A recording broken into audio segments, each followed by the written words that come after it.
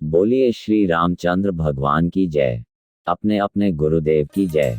माता पिता की जय। राम कथा को आगे की ओर ले जाते हुए धनुष यज्ञ के लिए प्रस्थान। दूसरे दिन राम और लक्ष्मण अपने नित्य कर्मों और संध्योबंध नादि से निवृत्त हुए और प्रणाम करने के उद्देश्य से गुरु विश्वामित्र के पास पहुंचे। वहां उपस्थित आश्रमवासी तपस्वियों से राम और लक्ष्मण को ज्ञात हुआ कि मिथिला में राजा जनक ने धनुष यज्ञ का आयोजन किया है। उस धनुष यज्ञ में देश देशांतर के राजा लोग भाग लेने के लिए आ रहे हैं।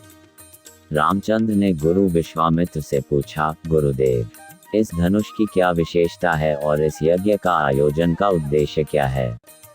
ऋषि विश्वामित्र ने बताया, हे राम, जनक मिथिलापुरी के राजाओं की उपाधि है जो चिरकाल से चली आ रही है। प्राचीन काल में किसी समय देवरात नामक पूर्व पुरुष ने बड़ी निष्ठा और श्रद्धा के साथ यज्ञ किया था, जिसमें उसने देवताओं को भी आमंत्रित किया था। देवताओं ने देवरात के इस यज्ञ से प्रसन्न होकर उसे पिनाक नाम का धनुष प्रदान किया था। यह धनुष अत्यंत सुंदर, भव्य और गरिमा में है और साथ ही साथ यह बहुत भारी और शक्तिशाली भी है। बड़े बड़े बलवान, पराक्रमी और रणकुशल योद्धा तथा शूरवीर इस पर प्रत्यंचा चढ़ाना तो दूर, इसे उठा भी नहीं सकते। अपनी एकमात्र रूपवती एवं लावण्यमयी कन्या सीता के स्वयंवर के लिए मिथिला नरेश ने प्रतिज्ञा की है कि जो भी पराक्रमी वीर राजकुमार या राजा इस धनुष पर प्रत्यंचा चढ़ा देगा, उसके साथ वे अपनी कन्या का विवाह कर देंगे। अनेक देशों के राजा एवं राजकुमार भारी संख्या में इस यज्ञ में भाग लेने के लिए मिथिलापुरी पहुंच रहे हैं। हम लोगों की भी इच्छा इस यज्ञ को देखने की है, अतः तुम भी हमारे साथ मिथिलापुरी चलो। उसे देखकर तुम लोगों को भी प्रसन्नता होगी। महर्षि का आदेशानुसार राम और लक्ष्मण ने भी विश्वामित्र तथा अन्य ऋषि मुनियों के साथ मिथिलापुरी की ओर प्रस्थान किया।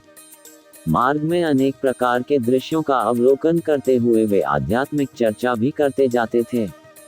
इस प्रकार वे शोण नदी के तट पर पहुंचे।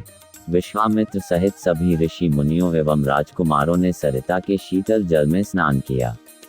इसके पश्चात संध्या उपासना आदि से निवृत्त होकर धार्मिक कथाओं की चर्चा में व्यस्त हो गए।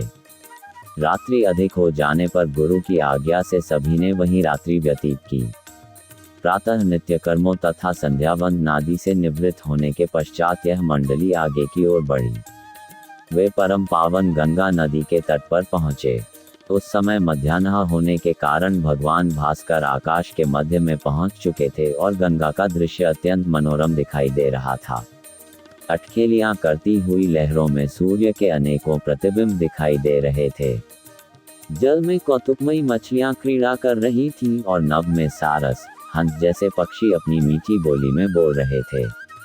दूर दूर तक सुनहरे रेत के कण बिखरे पड़े थे और तटवर्ती वृक्षों की अनुपम शोभा दृष्टिगत हो रही थी। राम इस दृश्य को अपलक दृष्टि से देख रहे थे। उन्हें देखकर विश्वामित्र ने पूछा, वत्स, इतना भाव विभोर होकर तुम क्या देख रहे हो? राम ने कहा, गुरुदेव, मैं सुरसरी की इस अद्भुत छटा को देख रहा हूँ। इस परम पावन सलीला के दर्शन मात्र से मेरे हृदय को अपूर्व शांति मिल रही है। मैं आपके श्रीमुख से यह सुनना चाहता हूँ कि इस कलुषारिणी पवित्र गंगा की उत्पत्ति कैसे हुई। राम का प्रश्न सुनकर ऋषि विश्वामित्र बोले, हे राम, अनेक प्रकार के कष्टों और तापों का निवारण करने वाली गंगा की कथा अत्यंत मनोरंजक तथा रोचक है। मैं तुम सभी को यह कथा सुनाता हूँ। ऋषि विश्वामित्र ने इस प्रकार कथा सुनाना आरंभ किया। पर्वतराज हिमालय की अत्यंत रूपवती, लावण्यमयी एवं सर्वगुण संपन्न 2 कन्याएं थीं। इन कन्याओं की माता सुमेरु पर्वत की पुत्री मैना थी। बड़ी कन्या का नाम गंगा तथा छोटी कन्या का नाम उमा था। गंगा अत्यंत प्रभावशाली और असाधारण दैवी गुणों से संपन्न थी। वह किसी बंधन को स्वीकार न कर मनमाने मार्गों का अनुसरण करती थी। उसकी इस असाधारण प्रतिभा से प्रभावित होकर देवता लोग विश्व के कल्याण की दृष्टि से उसे हिमालय से मान कर ले गए। पर्वतराज की दूसरी कन्या उमा बड़ी तपस्विनी थी। उसने कठोर एवं असाधारण तपस्या करके शिव जी को वर के रूप में प्राप्त किया। विश्वामित्र के इतना कहने पर राम ने कहा, हे भगवान, जब गंगा को देवता लोग सुरलोक ले गए तो वह पृथ्वी पर कैसे अवतरित हुई और गंगा को त्रिपदगा क्यों कहते हैं? राम के इस प्रश्न का उत्तर देते हुए ऋषि विश्वामित्र ने कहा, सुरलोक में विचरण करती हुई गंगा से उमा की भेंट हुई। गंगा ने उमा से कहा कि मुझे सुरलोक में विचरण करते हुए बहुत दिन हो गए हैं। मेरी इच्छा है कि मैं अपनी मातृभूमि पृथ्वी पर विचरण करूं। उमा ने गंगा आश्वासन दिया कि वे इस बोलिए श्री रामचंद्र भगवान की जय।